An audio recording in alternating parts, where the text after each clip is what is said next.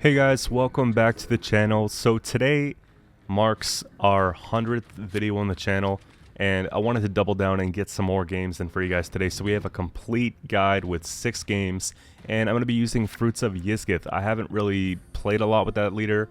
I find I like the leaders with higher provisions that they allow, but this one here has a lot of strength, and I wanted to play relics and see if they're still viable.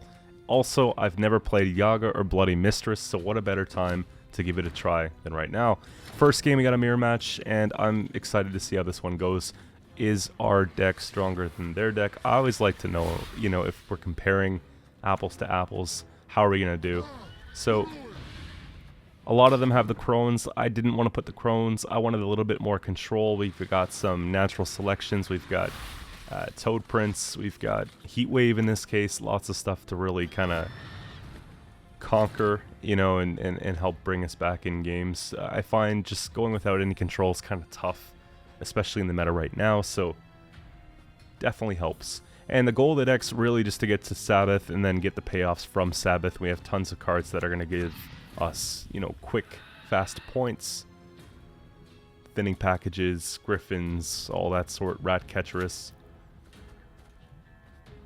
We'll go ahead and put that there because the Ratcatcherus is going to engine every turn, and we have Sabbath here, so now we can put down one of the pigs and just see if that's enough to take round, see if because us getting there quicker, has a payoff.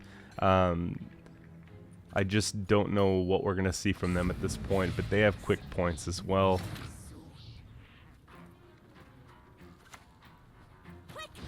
So with the Witch's Apprentice, taking 2 points per turn. Feeling pretty good about that.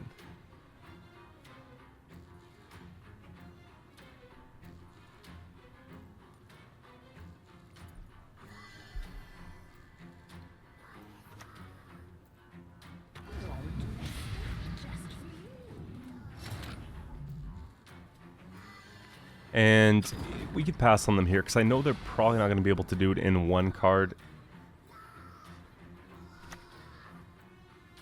Sure enough, we get the She Who Knows. And I guess they decided to pass on it.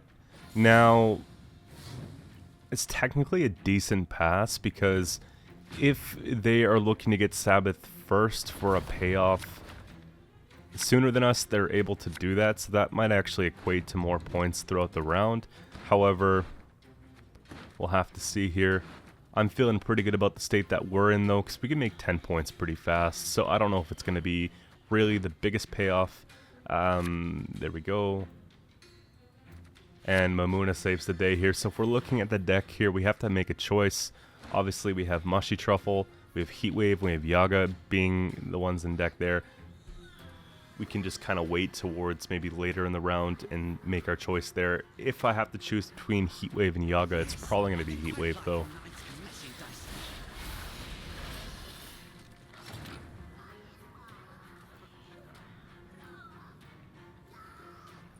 And so pretty scary off the rip because they have the extra fruit, and then they're going to be going ahead and putting down like a Bloody Mistress and getting the 2 more fruits there, so that's pretty wild.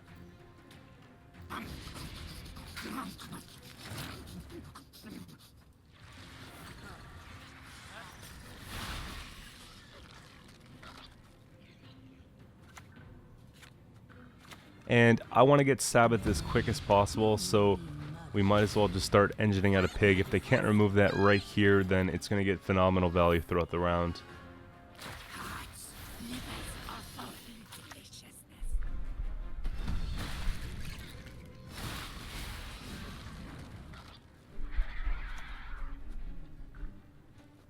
And sure enough, we have to match that tempo, so here we go. It kind of works out because they have the 4 fruits. I've got 3 fruits and the Witch's Apprentice. So I think that like what I'm doing here is a little bit more favorable. The fact that the row that they have Iterin on is crammed, it's actually a pretty good sign for us.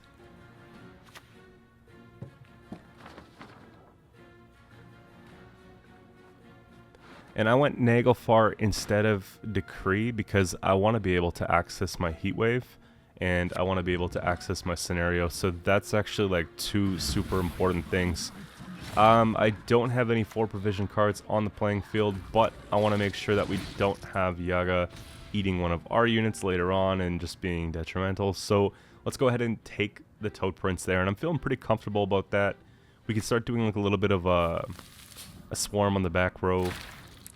I don't know how much I love the Lesser Witch with the Self-Eater in the same round. I kind of like to split those rounds up because they tend to crowd the board.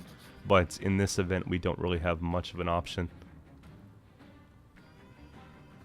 And so I'm really relying on, obviously, them not having any sort of tall punish to just heat wave or something like that to my mistress. I think that would be really bad.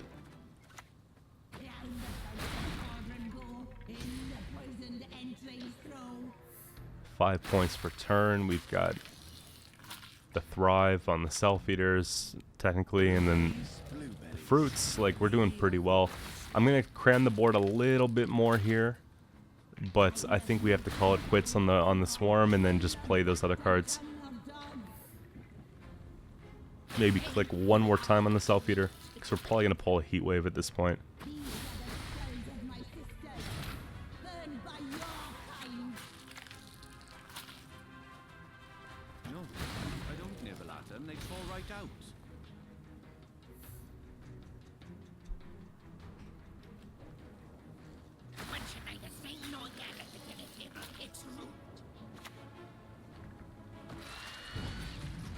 So it doesn't look like it's going to be enough here. Okay, yeah, we're full in the back row. And you just go ahead and take 35-point Heat Wave, nothing better there. So big win. I think that they didn't need to have the Iterin. Like, we were able to just kind of cram up points fast, and we didn't really care too much about the extra fruit. So I'm feeling pretty confident about that. Now, moving on to Inspired Zeal, Northern Realms. This is something I'm actually pretty concerned about because they have a fair amount of control, especially if they're playing the alumni and things of that sort. I don't really have a lot of answers to that. And they're known to just abuse the coins. So if I see them going and really putting down like Raffords and stuff like that, we got to find a way out of the round.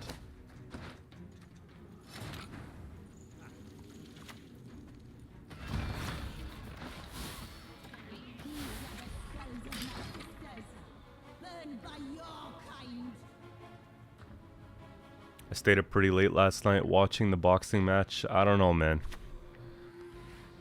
It was a little sus.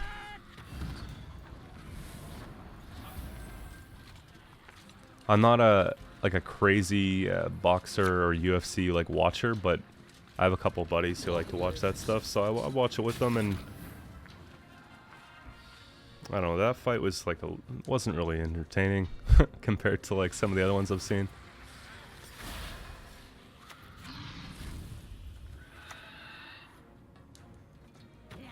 There we go. Lesser Witch comes out. This is what I was trying to pull off last game, but we missed the Mushy Truffle.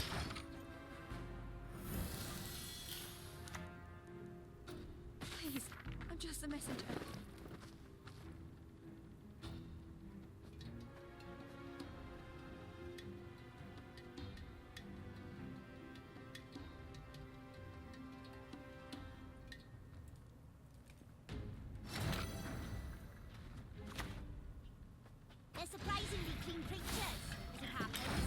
So I figure we go ahead and use that here. I'm trying to get, obviously, Sabbath, but I'm also trying to get Dominance so that we can go ahead and play the Riders if we're looking to get out of the round. So I kind of think that's pretty important here. And so it's just cramming out points. There we go. Sometimes you can just take the round off those Gantians.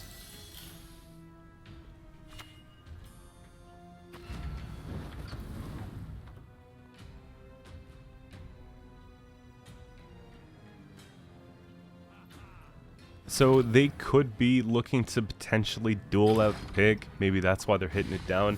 I don't really want to mess around with it too much here just because I don't want to get caught losing on even.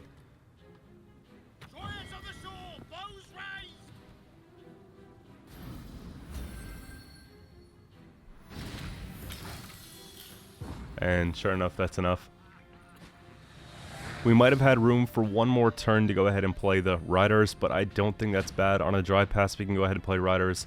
On a bleed, we could probably find room to play the Riders too, so it's fine. It's good to see Yaga in hand this game, because, you know, Yaga's on the thumbnail, so we gotta have to play Yaga.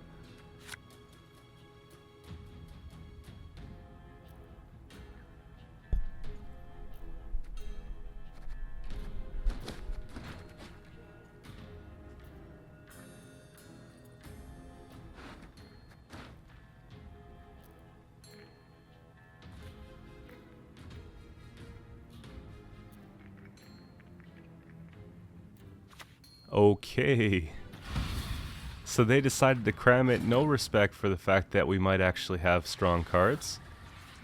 They're just going to go for it, and that's fine.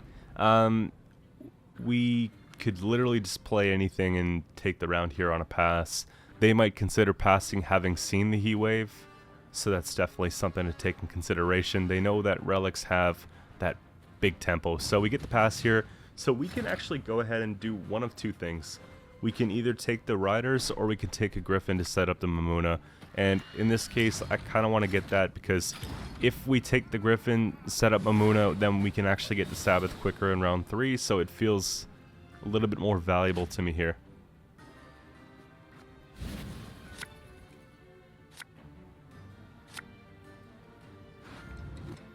We need Bloody Mistress for sure.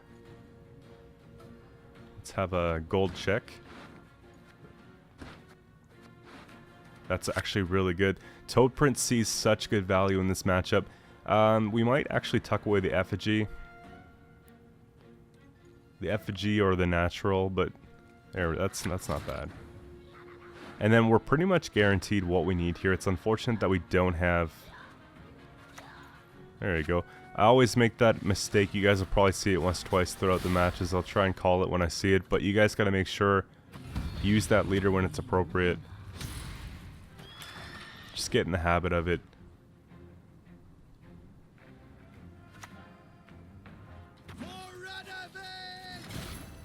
That would make for like a pretty good Toad Prince, wouldn't it?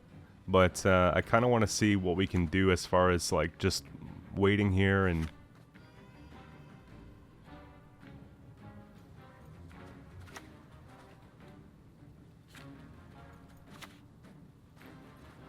I'm trying to see, okay, do we take Self-Feeder or do we just get the pig started? And I think pig's priority here for stuff like that that might come up. I don't like control against this deck. If we run into heavy control, we're in very big trouble because we have to set up Sabbath. So just removing something that's going to have constant damage, 1 per turn or whatever the case, with resupply it could be 2 per turn for the rest of the match is kind of crazy. And I don't have an answer to that. We kind of have to move on and go next here. What else can we play?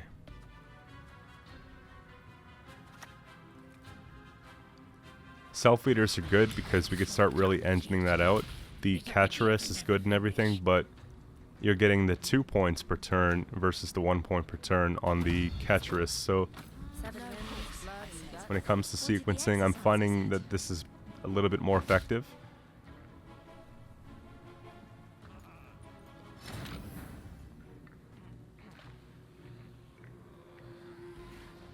And sure enough, just go ahead and split that. Personally, I probably would have put down the Self-Eater first, having looked back at the situation. So I'm sticking to that. Put down the 2 Self-Eaters, get those going, then play the Catcheress. I think at this point, I mean, either way you're getting points back, but it just feels a bit more comfortable doing it the other way. And goodbye to the Witch's Apprentice.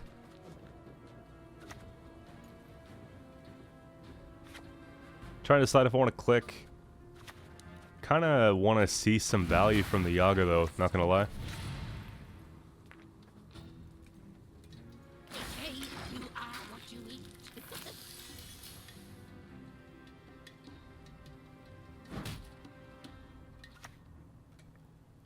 On guard! And Yaga just gets the duel out, so plays for 5 points plus the 4 on their side. So it's like at 9 points for 12 provision. I don't know. I'm not sold yet. Let's see here. We got... Actually, that is priority. Now that we've seen both duels come out, I'm feeling pretty comfortable about playing that. The problem is these pings. We're not going to get much value on the fruits boost. Maybe just 1 per turn now at this point.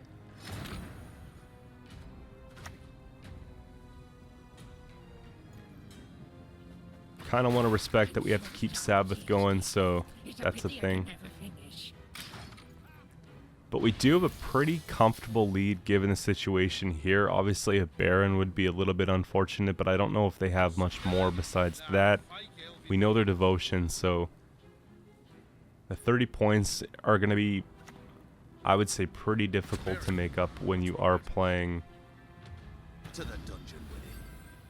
Inspired Zeal and not Mage's Inspired Zeal.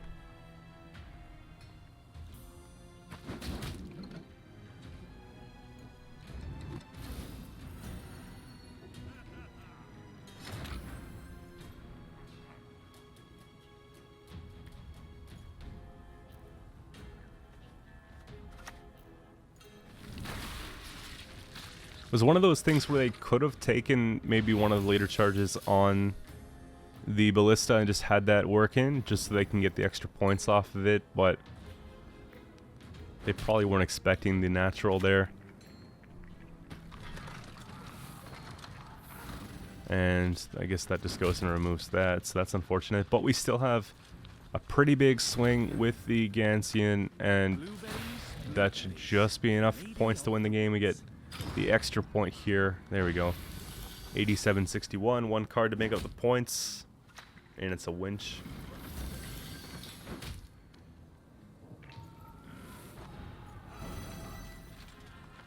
Not a perfect game, but an effective game.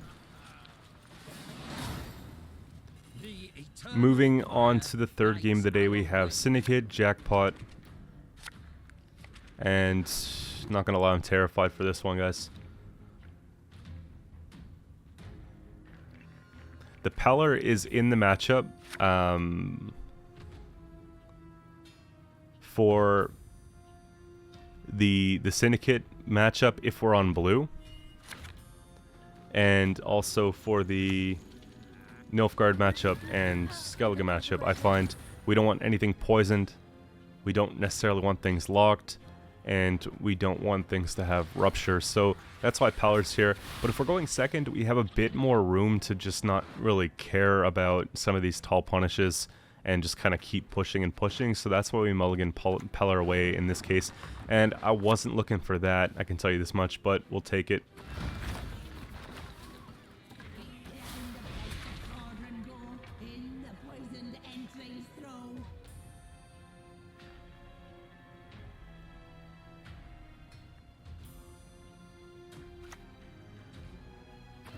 And just right away we're seeing stuff like Horson come out. I'm feeling pretty comfortable with that. Little do they know we don't even have a second one in hand, which is crazy. And I just want to get rid of that because I don't want them to go ahead and spend and remove all my stuff on the board.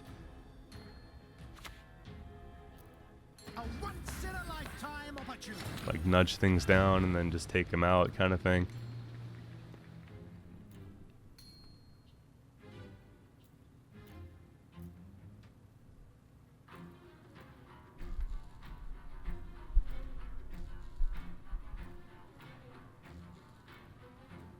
We don't have dominance, so it makes it a little bit more difficult to get out the riders here.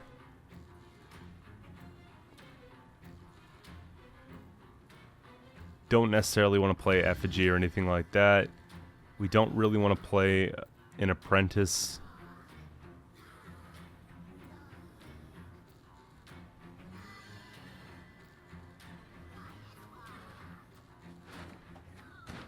We could honestly dive for a Mamuna. It feels like one of the only plays that really can do much here and sort of suggest intent for us to push the round, I don't mind too much. And sure enough, that kind of scares them into giving us the round here. That's fine.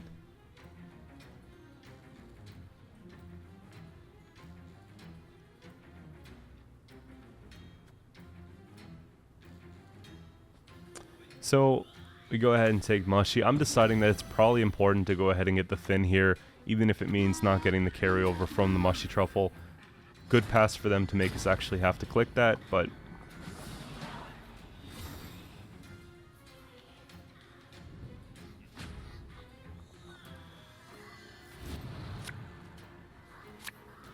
and so we see Yaga. I'm very excited here.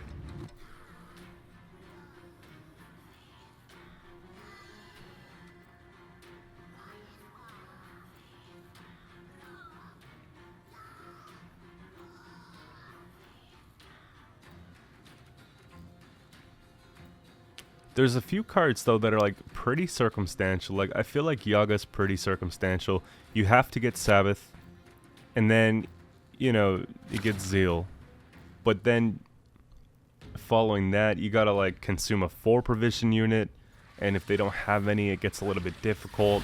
You've already spent some of the round getting Sabbath, so now you gotta worry about, you know, now the cooldown on it, obviously to get the payoff. So it's difficult to find a matchup where it really takes off here.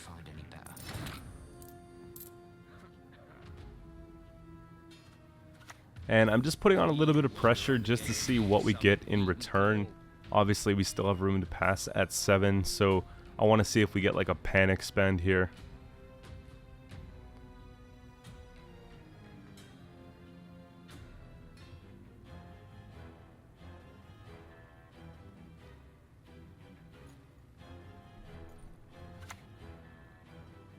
Another pretty circumstantial card would be like the Bleeding Effigy. I like it in a lot of cases. Obviously, you have to have Bloody Mistress in order for it to be able to pick a gold. So you kind of want to use it, I would say, more times than not for just like a high power bronze card. But even then, I suppose it's good when we're starting to overcrowd and we don't want to actually play units. Then you can go ahead and play that, but you don't really want to put it on something that's going to be thriving or something that's going to be getting tall already.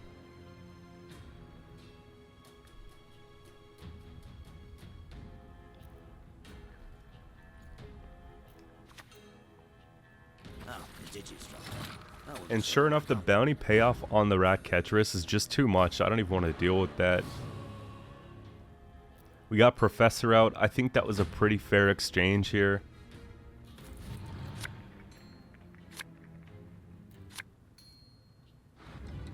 The only thing I'm worried about is now I see proof of bounty, and I'm thinking, okay, what if they're just going straight bounties with this whole thing? It's hard to say. They could be.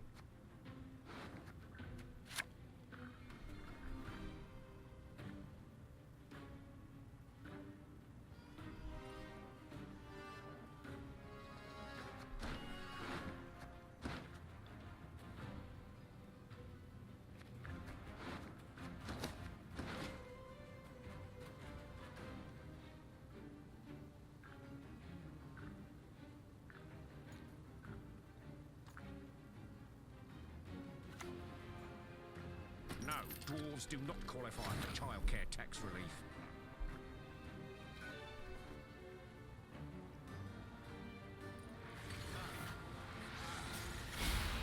So, couple things. I kind of want to get the Pugo out there so that we don't damage something else by 3. And I think that's actually safer than... we'll say goodbye to that, right? I was going to put out, like, you know, Toad Prince. I really want to use the Toad Prince and get rid of the Tax Collector. Peller would have been nice here, but I guess we're not going to be able to save everything. And I don't ever see a point to run 2 Pellers, honestly. That'd be pretty wild.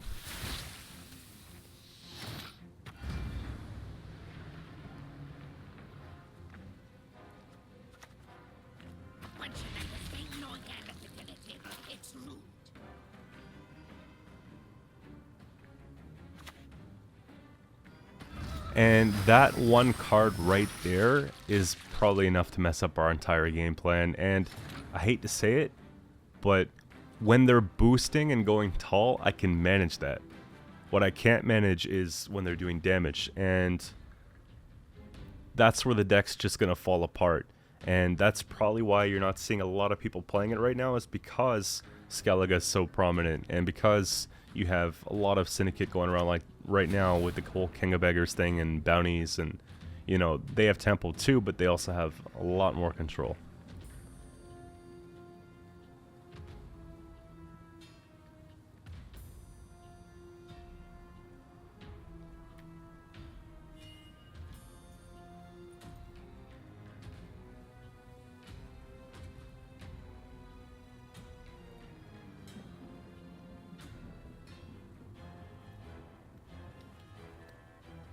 Probably the best heat wave though, because if they go really like tall on a sea jackal or something, we're laughing. It's perfect.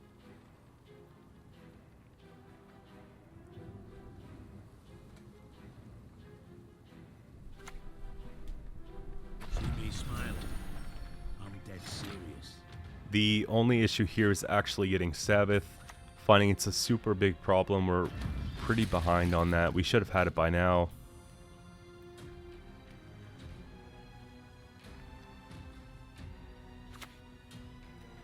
Okay, just go ahead and keep boosting that. That's exactly what we want, guys.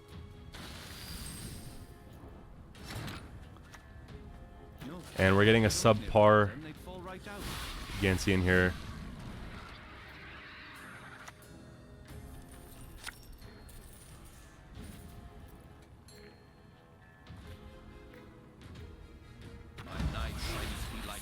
So in this event, we got to drop those pigs ASAP. We got to get those online. We also have to set up the last Gansey, and then we have to just go ahead. And I think we only get one Yaga. That was ambitious. I guess I'm thinking, okay. That was pretty ambitious. I probably would have done it differently having looked back at it. I was just so trigger happy with that. But we want to get out the Witch's Apprentices first, I think. And just use that as a finisher, because we might have actually missed a lot of value on if they kept boosting that to maximize the amount of coin or the amount of boost that it would have had. The pike's king of the ponta! The pike, damn it!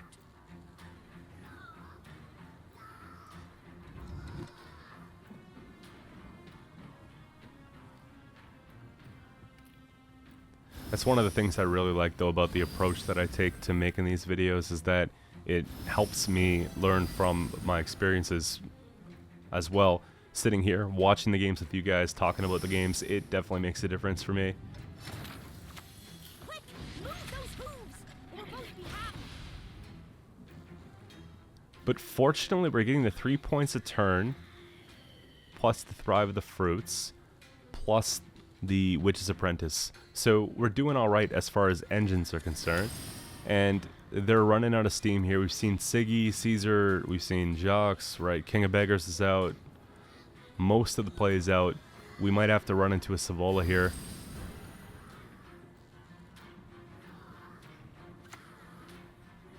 You will not stand in the way of my master's plans. I won't let you. But the good part is all their coins gone. And it's consume at 5. The problem is we're not going to have a cooldown here. We don't want to go too much taller. And, well, I mean, there's no reason not to. We know their devotion, but you know what I mean. Actually, even with, they couldn't even pull off from a rails at this point. So there's just nothing I want to consume of my own to make it cool down quicker, and then we wouldn't be able to get a 6. And even so, I don't see any 6 provision cards on their side. So it's one of those things where I feel like the Yaga only really gets used once most of the time. I can't wait to hear your wicked flesh sizzle. And just go ahead and play that here. That should be more than enough points, right?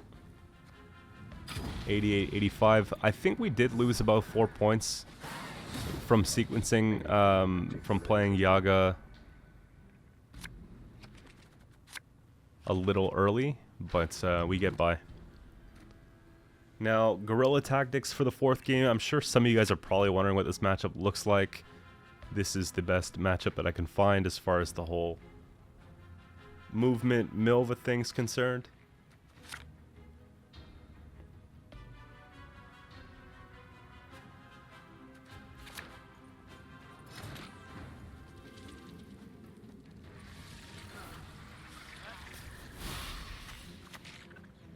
And finally, a card I like to see in round 1. We got the Griffin out here. Because Griffin, Riders, Stratagem, Pigs, if we kind of look at taking that sort of course, we should get Sabbath pretty quick.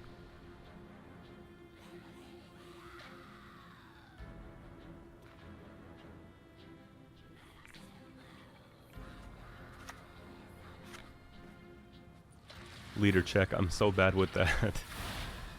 There we go.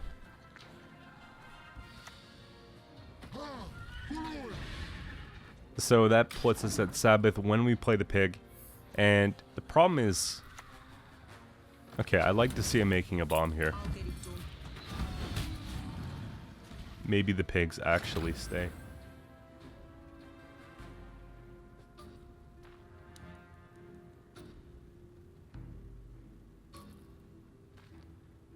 But this is what I'm talking about. When getting Sabbath is going to be very difficult.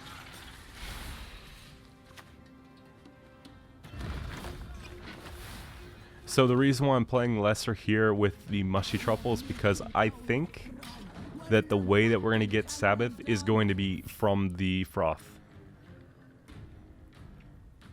Because we can take the Froth, we can basically flip the lamp, and then we can play a pig, and it should be good. Depending on how much damage they have here, they might just try and go for a clean removal on that.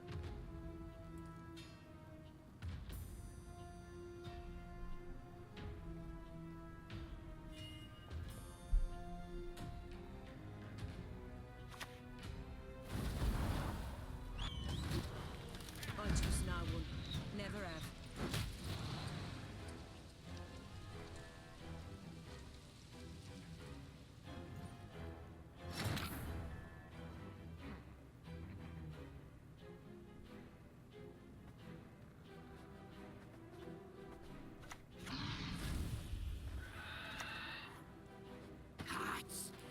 And not a lot of choice in the matter here. We just got to keep playing. Fortunately, we're up by a lot of points. So we still could find a way to pass here if we need it. Can't say I like the Self-Eaters too much in this matchup. It really gives them like a not so difficult removal. But we do have the ability to go ahead and just take a boost here and try and keep those within like a decent range. Now, one thing I did notice here is I forgot to click the leader because I forgot that they actually removed it last turn. So be mindful of that in this matchup. Make sure you're clicking the fruits every time they just take one out with the Milva. It's basically free Milvas every turn, which is pretty wild. The earth will flow with the blood of Enshay. The blood. And I think that's the pass. Is it not the pass?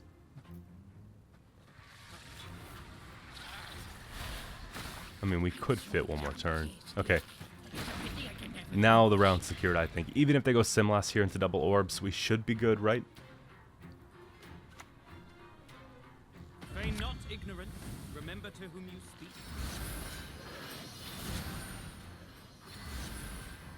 So I thought this was going to be like a Saskia deck, but it's looking more like a Orbs deck, like an Alzur Orbs deck with Milva and Madoc, basically. I don't think they can come back from that.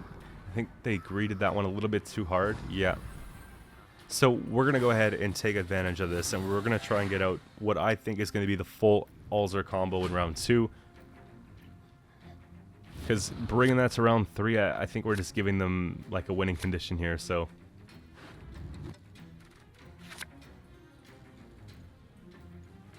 So we have a good Mamuna, we have good Pugo, and then we can have a couple big point slams. Most of what we've got going on here is not overly expensive. Go ahead and play that.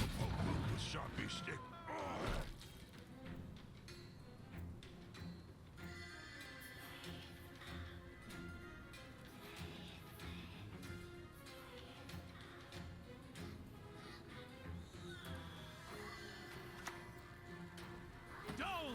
Bluff! remembering to take our leader here, because we're not going to be able to like have to eat it for anything else. Now we can just try and thrive it as high as we can, probably 5 or 6 points in this case. And Toad Prince just felt like a really good take there. I'm starting to think that maybe Alzar wouldn't be enough. I mean, oh yeah, that's the thing, we have Sabbath. So we can go bring back the fruit next turn. That's not a really big deal. You see? Yours told it means that's it. Now, if we're going to take Bloody, we want to take Bloody. Or we could take Yaga just for the content.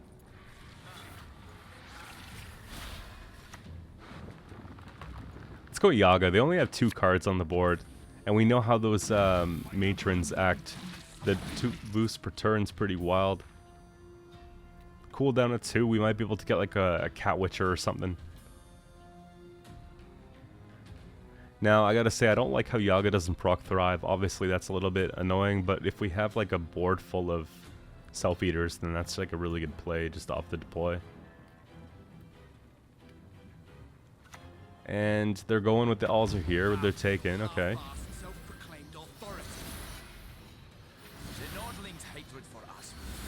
So they got 1 high roll and 2 shortcomings here. I guess we go for the heat wave on the tallest unit. We have room to kind of decide, right? Maybe we see Gord or something like that first.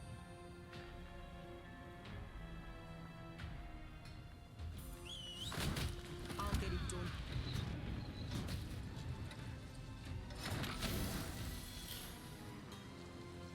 Now, I don't love the fact that we don't have like a really good setup Yancy, and they ruined like 2 points there.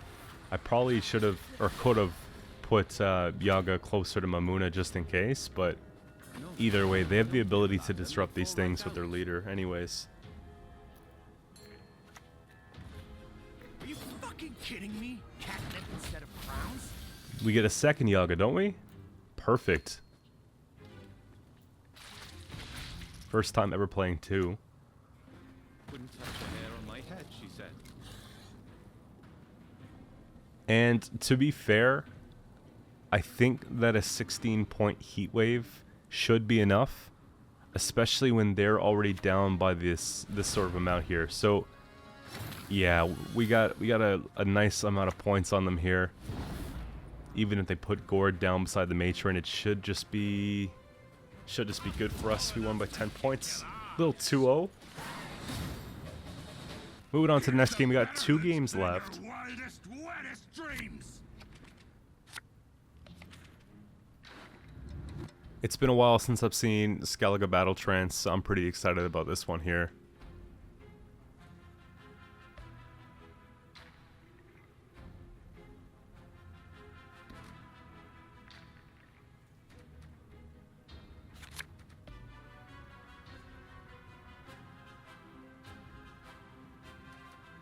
Don't think we really value Purify in this particular Skellige matchup, because I don't think they're going to be able to give any status to us that we really care about. Don't really see a lot of locked techs and things of that sort.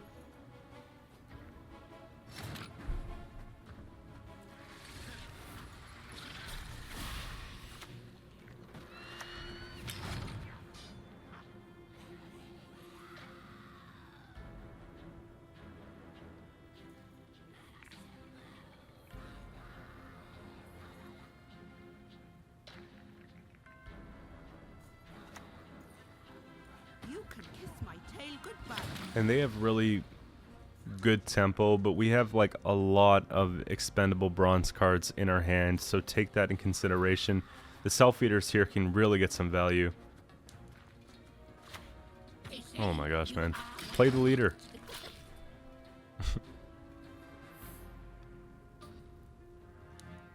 Learn from this, guys. Take note of the whole leader misses. I mean, there's probably been at least 3 so far.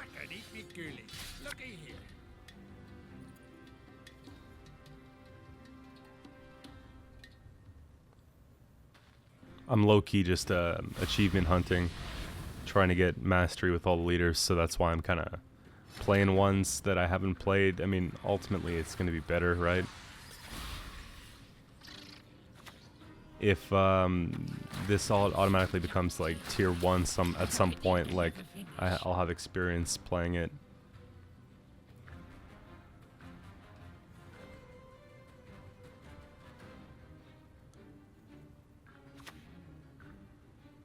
We shall do it my way.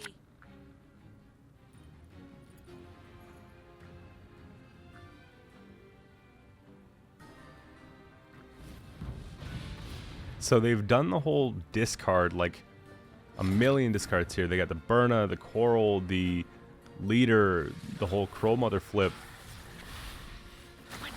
Right, so they play an Alchemy that comes out, and we're sort of keeping pace with them here. You know what I mean? We're not too far behind. They'd fall right out. Just go ahead and click that. It's so damn tasty. It's a pity I can never finish.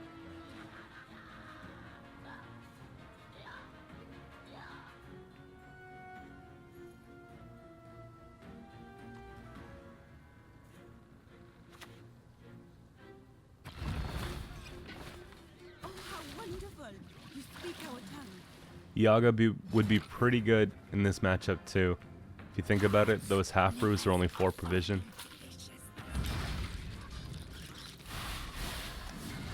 I want to see Sunset Wanderers, and I want to see maybe some bigger commitments here, because the discard package is like a planned round 1, and we have to kind of get a little bit more so that, you know, going into late rounds, it's a bit better for us. Now we have plenty turns here to capitalize from it, so I'm thinking, you know, we could potentially play down our hand. I prepared a feast for you, my children.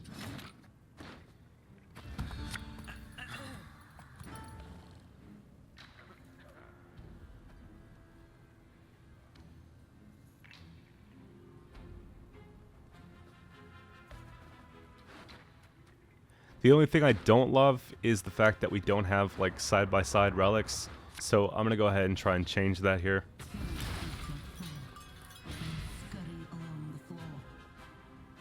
And then the next turn that we play is just huge payoff. Like, it's 3, 4, 5, 6, 7, 8, 9.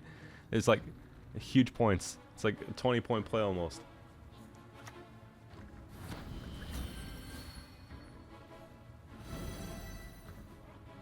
Even that's not going to be enough.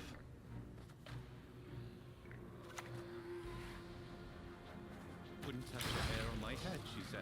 You see what I mean?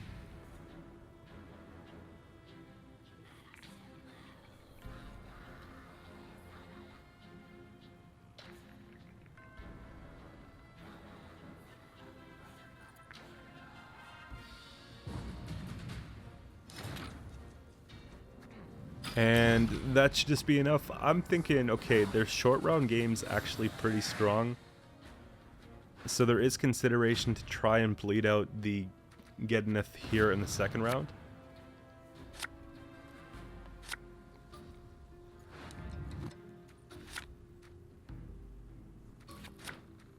Okay, that's not bad at all.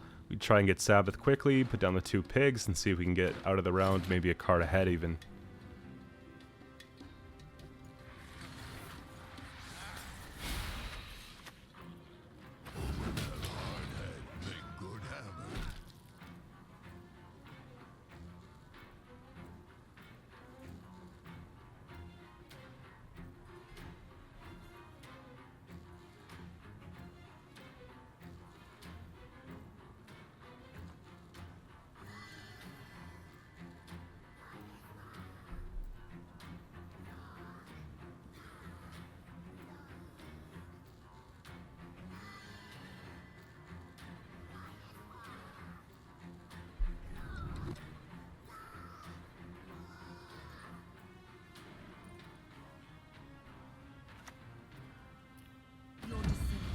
And I gotta say, seeing Fukusha there in a bleed is actually really nice.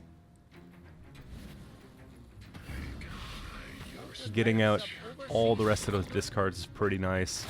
We're not down a card, so we don't have to worry about getting that card back as much. but we do kind of want to see if we can get Sabbath here on the next turn and try and get those pigs online, because that'll kind of determine how much more we can bleed into this round and how much more commitments we get from them.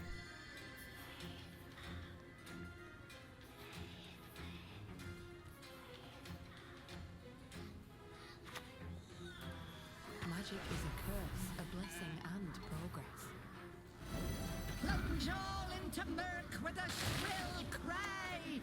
A witch's best friend is a pig. There we go, and it doesn't seem as impressive at this point, because when they reset that location, it's actually a ton of points. Like, if they have another one, their ability to keep tempo is just pretty wild, and I wouldn't be surprised if they do, because they've had so many discards that they probably have exactly what they want in hand.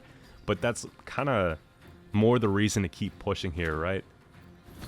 That was a little underwhelming. 6-point play. Okay, so we get the leader because on the pass we're actually a card up. That tells me that we might want to push a little bit more here to see what's going on, because they had the leader just to get ahead, right? And that's what they were trying to preserve. We got what we wanted, and the best part about it is we just go ahead and pass on them here. We're up by 1 point. That was a very successful bleed.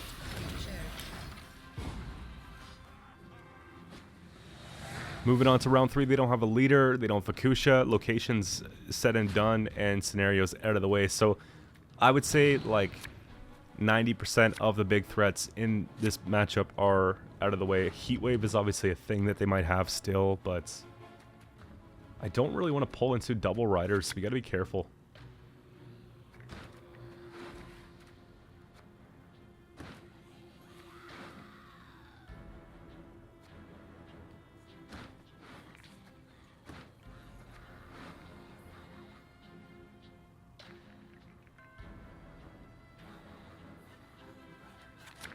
And Effigy is not even that great in this hand, but I was just kind of more worried about the riders. My home is wherever the road takes me. I'm thinking before they can go ahead and boost that and do all sorts of things, we might as well try and take that card. So I'm probably going to take Toad Prince here.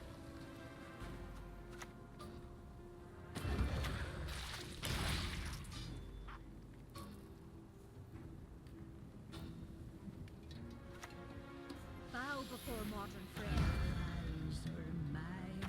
Nicked my mushrooms again.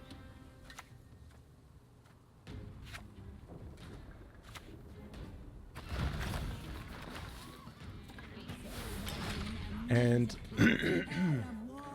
we'll just go ahead and stack to the right of it. Really, it doesn't make much sense not to. We don't really want to give boost to something that's thriving right away.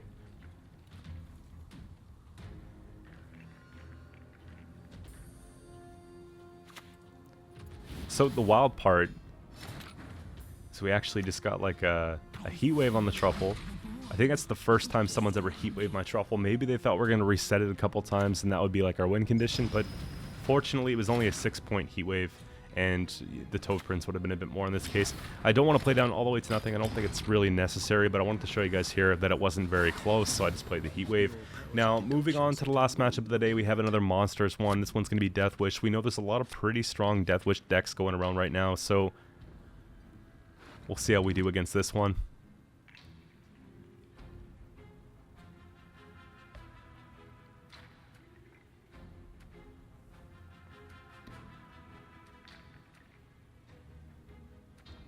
It's one of the matchups where Peller doesn't really do a lot for us here.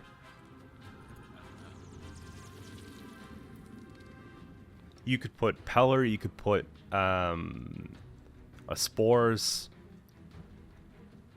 Like, really that place is pretty open. You can put like something to boost cards on a row. It really just kind of comes down to what you feel like playing in that spot.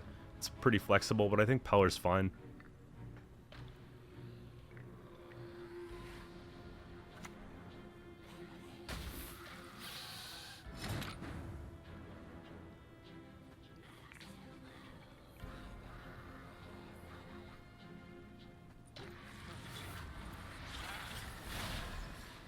So we might lose the opportunity to take our riders because we're playing Death Wish. We know monsters like to go tall, so I figured why don't we just open with those and then we can kind of see how they're playing and what to respond with.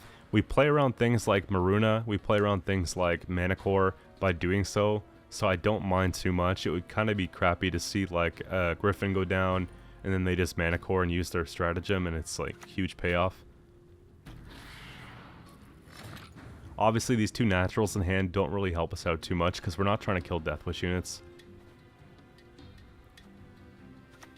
So we can go ahead and take that here before it thrives up too tall and we don't want to because we want to set up Mamuna for later.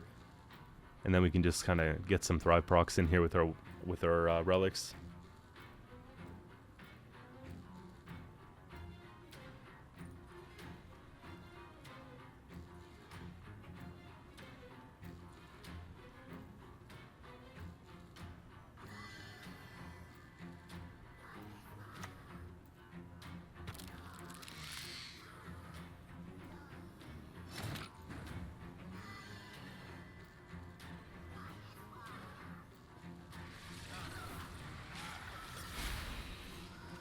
Now, I thought about consuming their Harpy Egg just to get it out of the way, or even just killing it, but I don't think that's what we want to do here if we're trying to apply pressure in the round. I kind of want to make them work for the consume payoff. I know they have one free one off the leader, maybe more Lauren gives them more, Abaya gives them another one, whatever the case, but I think we just had to focus on what we're doing here and get points on our side of the board. As it stands right now, we are up, so it's not too bad, and we get some pretty inexpensive payoff cards coming up, so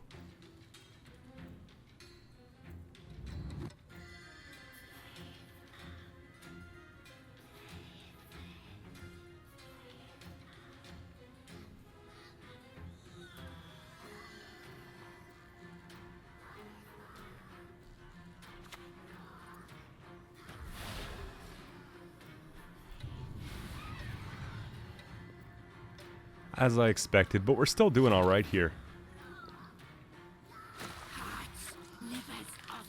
Go ahead and take that. There is a consideration here to play Mushy Truffle. It split up the row a little bit. No reason to stack everything on range. We have the ability to split those again.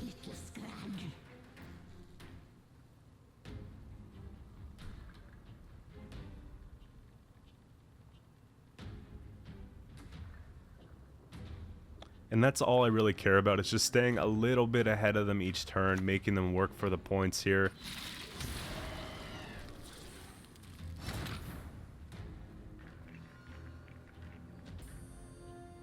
We can click. Now here's a payoff that I was looking for sure.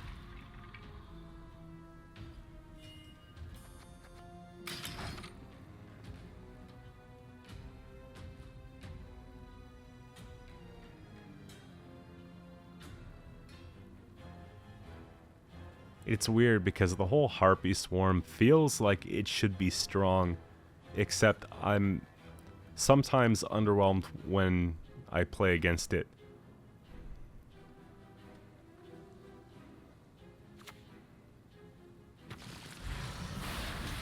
Seeing the extra leader here is actually very nice.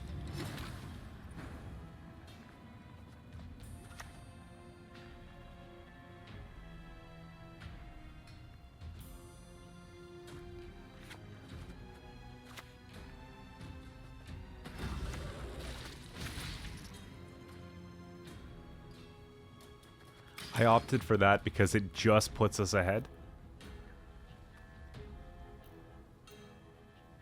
And I don't think that Toad Prince is going to get a really good value in this matchup. The only thing I could think of is maybe a consume. Like a consume engine, like a Banshee or something, but that's fine. Now we can sort of trap them here by playing... There we go. Wouldn't touch a hair on my head, she said. And what we do at this point is we try and take round off maybe the naturals and the Mushy Truffle. And if it's not enough, then I guess we'll have to accept that when it gets down to the last card. But I think we should be good because we're up by 7 points. We have 6 off the Truffle. So technically a 13-point lead here.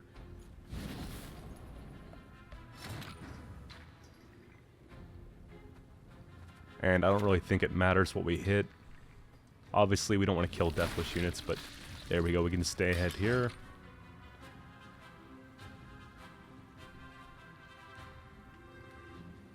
Holding off using Truffle till the last minute, because if we get a pass on them, that's free carryover for next round.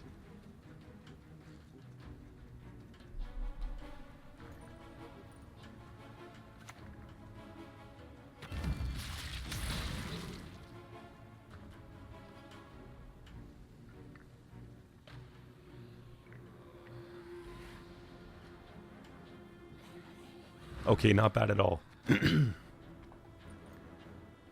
So, it could be that they're going to try and consume... Yeah, okay. There we go. So, I don't know if it's actually worth playing into here. If we're looking at what's done by Mushy Truffle, 6 plus the 4 is 10. It still puts us behind. I think that they're looking for the pass here. If we get the pass, then we have to basically play Mamuna, and that doesn't feel very comfortable. If we're going to play Mamuna, we have to play Mamuna first.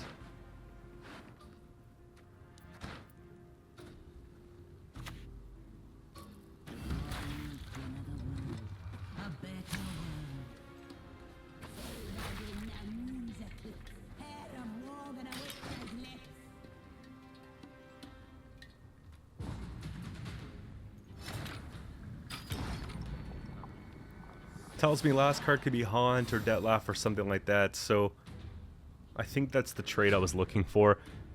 Playing Mamuna there to preserve the 6-point carryover for round 2 is pretty big. Problem is going into a short round where we have the opportunity to bleed, but having Yaga in hand, it's not very flattering.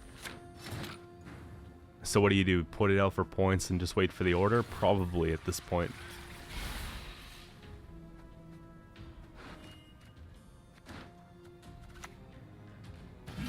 And I played that before the Catchers because if we get a huge swing of commitment here, we have still the opportunity to pass and keep that for round 3. It's a pretty big point swing.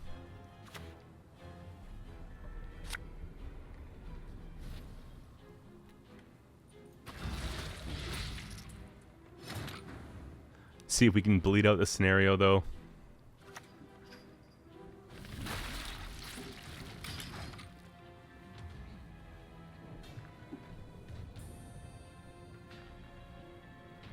Because if they have it, they're going to have to play it here if they want to proc it twice, right? There it is. And we have to decide, do we really want to play Heatwave here, or do we want to save Heatwave? I don't mind just playing Catcherus using Truffle, because, you know, we're going to lose that next round, so we might as well take the 4 points on it instead of nothing.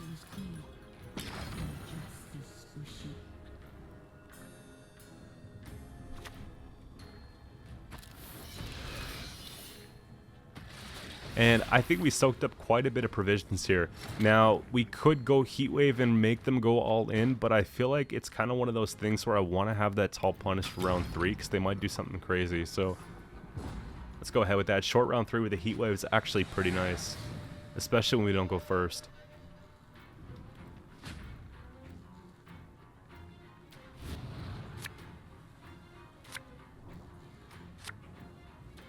And if you guys stuck around to the end of the video, thank you for that. Also, you know, if you have any suggestions of what you'd like to see, definitely let me know in the comments below. I don't mind taking requests at all. I also have community posts that I'll refresh. I'll make a new one sometime soon where I take suggestions there. It's just a little bit easier to see them and manage them that way, but...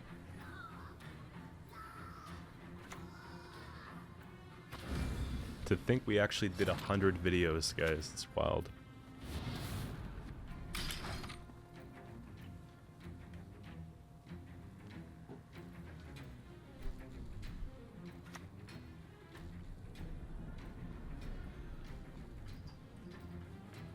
So I wanted to take out the Detlef here just to make sure that they don't consume it twice and split up the points. I felt like that was probably the best move to make.